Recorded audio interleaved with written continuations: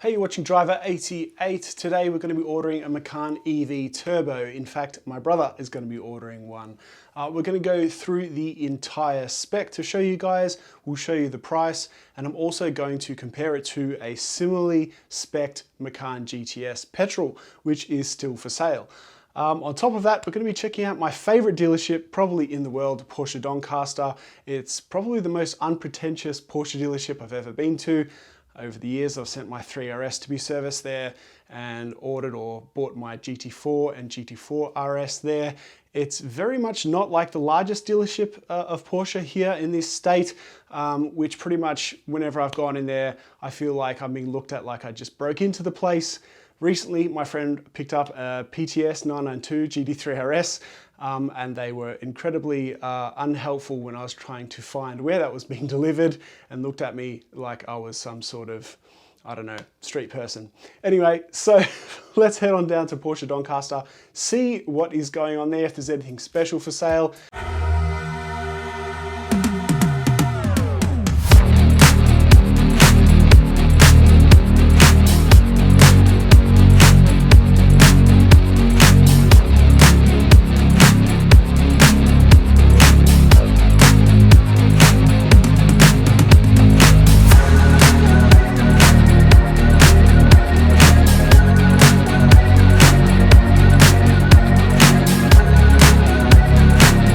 Now let's have a look at this Macan EV spec. So the car, 639 horsepower, 0 to 100 in 3.3 seconds, an average, as far as I can see, range of about 550 kilometers, mixed driving, that's 340 miles.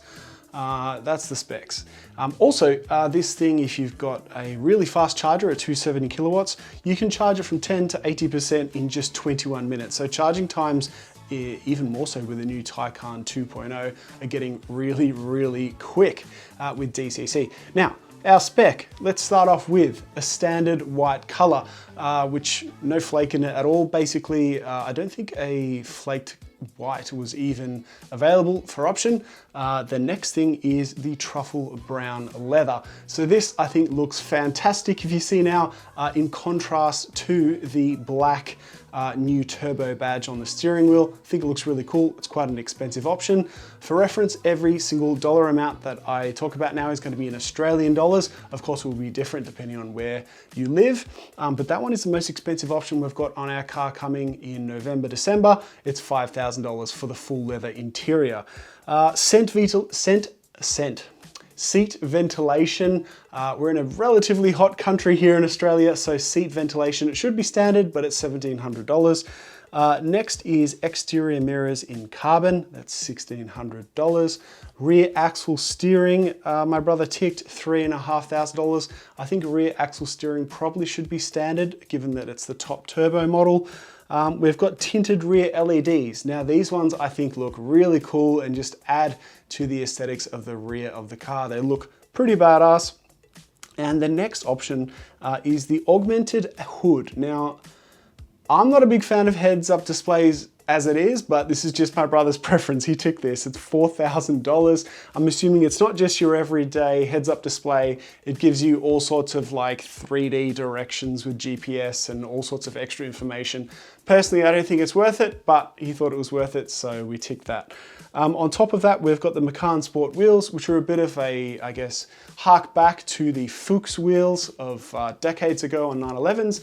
I think they look pretty cool. They're 21 inches. And the total price is $225,763 Australian. So that is the Macan EV Turbo spec. Now we're going to look at the Macan GTS, which apparently is still for sale and still on the Porsche configurator, and compare it for price and stats.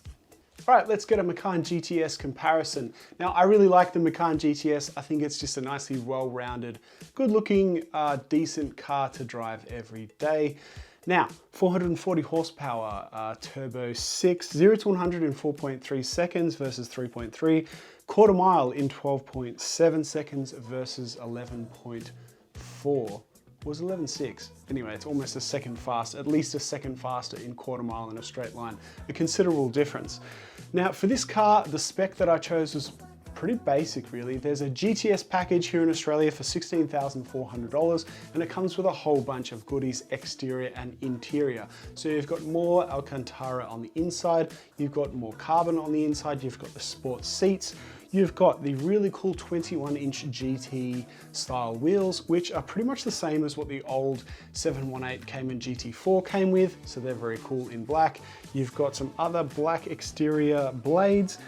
What else have we got here? Torque vectoring as well. And I don't think you really need to pick too many other options for the Macan GTS to make it suit most people. So that price comes to 183,327 Australian dollars. Now, given that's the case, it's 23.14% more expensive with our spec for the Macan EV Turbo. Now, to be fair to the Turbo, most people I don't think will pick the augmented hood or heads-up display, which was over 4 grand. So if you take that off, 20.91% more expensive for the Macan EV Turbo. Let me know in the comments whether you choose the Macan GTS or the new EV Turbo, the reasons why, and whether it would be your daily car or not. Otherwise, yeah, the car is coming in November, December. I can't wait to drive it and also compare it to, say, the base model, the Macan 4, and also maybe a Macan GTS. So I hope you enjoyed this. We'll see you next time, and this is Driver 88.